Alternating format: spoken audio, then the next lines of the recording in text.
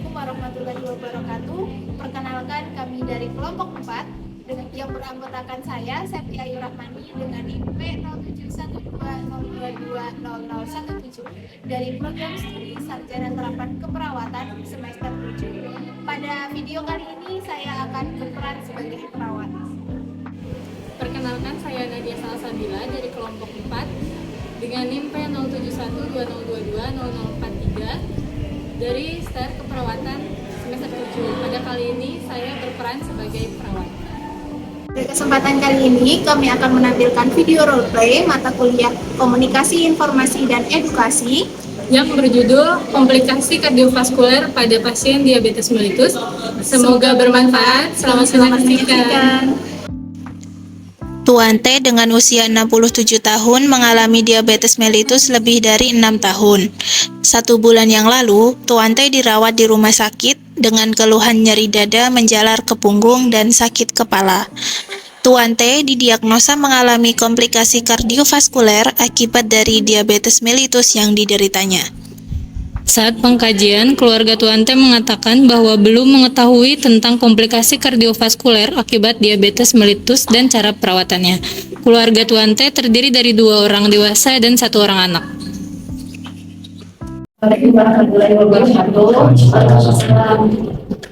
Sebelumnya perkenalkan, saya Nanda Sakti dan ini saya Nadia Salsabila. Baik, jadi kami dari programmer edukasi kesehatan keluarga dari Poltekkes Kabupaten Jakarta, yang pada kesempatan kali ini kami akan memberikan edukasi berdasarkan hasil pengkajian yang sudah kita lakukan kemarin di Pak. Jadi untuk program pada hari ini kami akan melakukan edukasi tentang komplikasi kardiovaskuler atau komplikasi jantung pada pasien diabetes mellitus. Sebelumnya untuk edukasi ini nanti akan berlangsung selama kurang lebih 10 menit. Apakah dari Bapak Ibu bersedia? Jadi sebelumnya saya konfirmasi ulang dulu nih Pak Bu, dari hasil pengkajian kemarin, benar ya dengan Tuan T itu sudah menderita diabetes mellitus? Iya, jadi untuk ini program edukasi ini untuk menunjang tingkat kesehatan Bapak dan keluarga seperti itu. Langsung saja kita mulai nih. Jadi untuk tema pada edukasi kali ini yaitu terkait dengan komplikasi kardiovaskuler atau komplikasi jantung pada pasien diabetes mellitus. Nah, kenapa kami melakukan edukasi ini pada keluarga? Karena keluarga itu merupakan salah satu penunjang kesehatan. Jadi tidak hanya pasien saja yang harus mendapatkan edukasi, namun keluarga juga harus mendapatkan edukasi. Apa sih itu diabetes mellitus? Jadi diabetes mellitus itu merupakan sebuah penyakit metabolis dengan karakteristik kadar gula darahnya tinggi, yaitu di atas normal. Dan untuk ini karena adanya sekresi insulin atau produksi insulin pada pankreas tidak bekerja dengan maksimal seperti itu. Jadi ini adalah sebuah tes untuk mendeteksi diabetes mellitus. Yang pertama dengan tes kadar gula darah sewaktu itu dengan hasil lebih dari 200 mg per dl. Kemudian untuk gula darah puasanya itu lebih dari 126.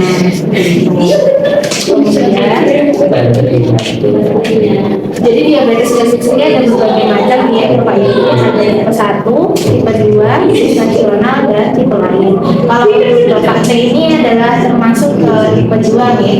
Ya, saya jelaskan satu-satu. Untuk yang tipe 1 ini merupakan jenis diabetes mellitus karena kerusakan sel beta pankreas yang tidak bisa memproduksi insulin. Nah, sehingga untuk pasien diabetes mellitus tipe 1 ini harus selalu mendapatkan obat insulin seperti itu. Kemudian untuk yang tipe 2 itu bervariasi. Nah, dominannya karena resistensi insulin atau insulin tidak dapat bekerja secara optimal. Nah, untuk diabetes mellitus tipe 2 ini bisa diatasi dengan obat oral atau obat yang diberikan melalui mulut, dan apabila itu sudah lama dan komplikasi itu bisa digunakan dengan suntik insulin.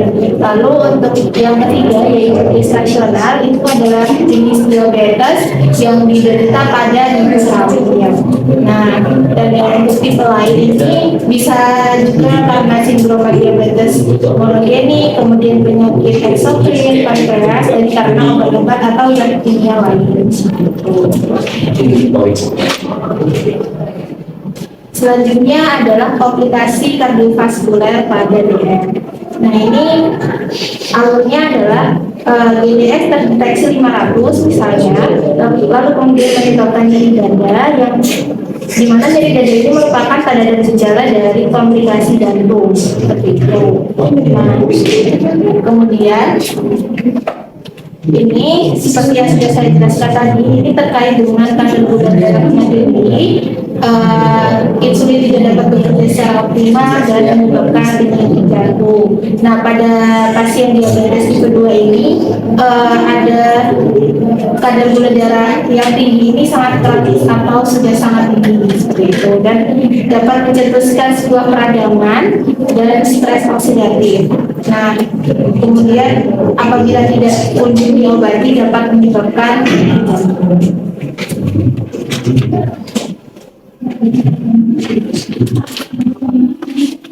Selanjutnya adalah ini merupakan grafik penyebaran diabetes mellitus karena komplikasi jantung. Bapak Ibu bisa lihat sendiri dari grafik ini tergambarkan bahwa penyakit jantung akibat ini paling tinggi dari komplikasi-komplikasi yang lain. Nah, dan sampai di sini apakah ada yang ditanyakan? Baik, jika belum ada yang ditanyakan bisa dilanjutkan. Karena tidak ditanyakan, saya lanjutkan ya. Selanjutnya ada patofisiologi komplikasi jantung akibat DM tadi. Seperti yang sudah dijelaskan, komplikasi jantung itu terjadi ketika tingginya gula darah dalam tubuh menyebabkan adanya gangguan endotel atau gangguan pada jantung, sehingga menyebabkan pembuluh darah pada jantung itu tersumbat karena gula darah tersebut. Gitu sampai akhirnya menjadi gangguan penyakit jantung akibat diabetes. Selanjutnya ada penata laksanaan komplikasi jantung akibat DM. Nah, apa yang bisa dilakukan untuk pasien komplikasi jantung akibat DM itu? Yang pertama, melakukan terapi farmakologis atau mengonsumsi obat. Tentunya dengan obat dari yang diresepkan dokter, ya, tidak boleh membeli sembarangan di apotek. Yang pertama bisa menggunakan obat metformin, yaitu obat anti diabetes yang dapat mengontrol dan menurunkan kadar gula darah pada penderita diabetes tipe 2. Nah, obat ini itu terbukti menurunkan kejadian komplikasi jantung pada pasien diabetes. Selanjutnya obat yang kedua ada glukagon atau GLP-1. Obat ini juga berperan dalam menekan komplikasi jantung akibat DM. Begitu guys. Selanjutnya obat selanjutnya ada DPP-4 inhibitor. Obat ini digunakan untuk menangani diabetes tipe 2 yang merupakan faktor risiko signifikan untuk penyakit jantung koroner tersebut. Tapi obat ini juga bisa digunakan pada pasien stroke dan banyak kondisi kardiovaskuler lainnya.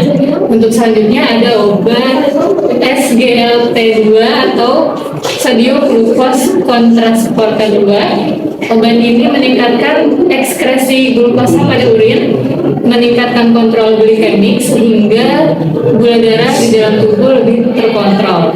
Gitu, oke?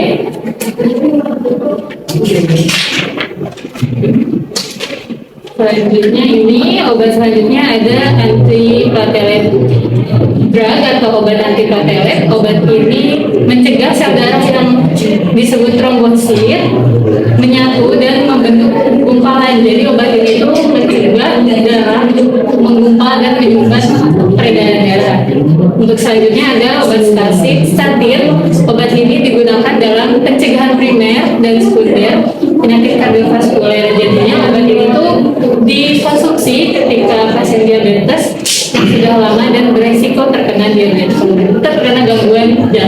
akibat diabetes. Selanjutnya ada penata-laksanaan komplikasi jantung non farmakologis atau selain penggunaan obat. Yang pertama ada mengurangi asupan natrium, mengurangi aktivitas fisik terutama yang isometrik atau juga bisa disebut yang menghabiskan banyak tenaga yang membuat jantung berdebar dan mengurangi berat badan pada pasien obesitas. Selanjutnya, perawatan dengan komplikasi jantung akibat DM. Yang pertama itu mengatur asupan makanan. Yang kedua itu bisa dengan berolahraga, macamnya bisa berjalan kaki, berjogging, bersepeda, berenang. Nah, ini untuk olahraganya lakukan minimal 5 kali seminggu selama 30 menit atau sekuatnya Bapak saja, nih. Untuk perawatan selanjutnya adalah rutin kontrol dan minum obat. Nah, selanjutnya stop merokok. Untuk yang lainnya itu kontrol tekanan darah rutin, kontrol kadar kolesterol, dan kontrol tingkat stres. Begitu. Selanjutnya untuk langkah pencegahan agar keluarga lain tidak mengalami hal yang sama, bisa melakukan kontrol berat badan secara rutin, kepatuhan konsumsi makanan yang tidak berlebih sehingga tidak menyebabkan diabetes mellitus. Selanjutnya melakukan aktivitas fisik, pengecekan tekanan darah rutin, kontrol lemak tubuh, dan juga mengatur pola stres. Baik, untuk sampai di sini ada yang ditanyakan?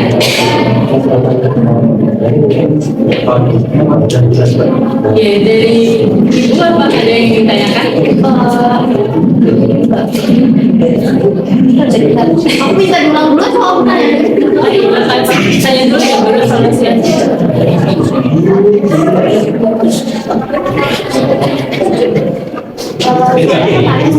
Kan si bapak ini baru kena ini ya penyakit jantung gara-gara diabetes. Nah itu saya itu belum tahu kira-kira makanan yang boleh sama nggak boleh buat orang yang penyakit jantung apa aja ya? Baik, Mbak. Terima kasih pertanyaannya. Kan saya jadi makanan yang baik untuk Bapak yang terkena penyakit jantung akibat diabetes ini adalah bisa dengan mengonsumsi karbohidrat yang tidak terlalu banyak. Misalnya kan biasanya Bapak makan nasi, nah nasinya dikurangi, nasi putihnya dikurangin, atau bisa lebih alternatif lain seperti nasi merah itu lebih baik bagi Bapak. Selanjutnya juga Bapak baik itu ketika mengonsumsi kacang-kacangan dan seperti atau biji-biji yang lain. Nah, selanjutnya yang dari Bapak itu bisa dengan mengonsumsi sayur-sayuran, buah-buahan, begitu.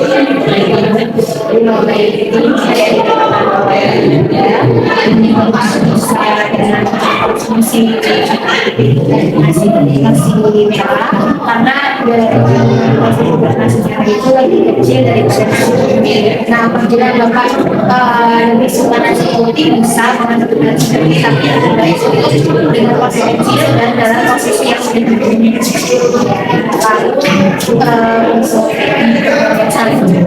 lalu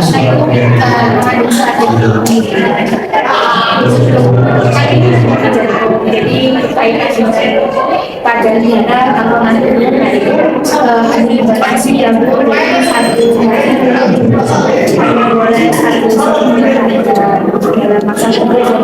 masih lalu untuk bapak ini yang kayak ikan, udang, tapi dalam batas karena jika bapak ini sudah berlebihan dapat malah membawa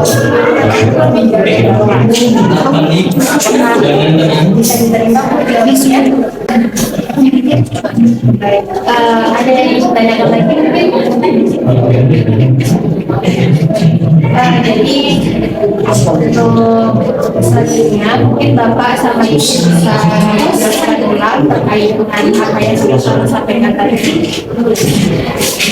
Mungkin kalau dari yang saya sampaikan dulu mengambil definisi dari integritas, yang berbicara tentang definisi atau definisi yang disebut dan klasifikasi klasifikasi juga tadi banyak juga nasional dan lain. Kemudian tadi mungkin yang saya tadi disebabkan karena tingginya pada hasil yang kronis itu tadi terakhir juga dijelaskan terkait bagaimana komunikasi dan selanjutnya juga bagaimana cara mengontrol aktivitas kegiatan sehari-hari dan juga pola makan. Terima kasih atas penjelasan Bapak yang telah disampaikan. Berarti dari hal ini Bapak dan Ibu sudah mendapatkan informasi dengan baik. Baik, kita sebelum kami tutup, mungkin kami akan melakukan menarik kesimpulan dari percakapan kita pada hari ini. Yang pertama, dia ini dapat menyebabkan komplikasi tubuh merupakan salah satu penyakit metabolis yang diakibatkan karena kerusakan insulin yang tidak dapat diproduksi secara maksimal. Dan mengapa menjadikan komplikasi jantung? Karena diabetes mellitus sudah diderita selama waktu yang lama.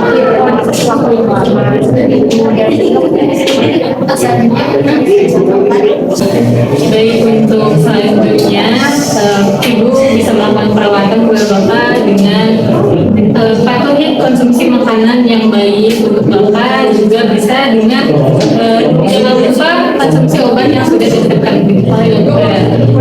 Bapak juga bagusnya untuk beraktivitas setidaknya olahraga 15 menit atau 30 menit dalam sehari. Juga untuk juga dianjurkan untuk mengontrol gula darah serta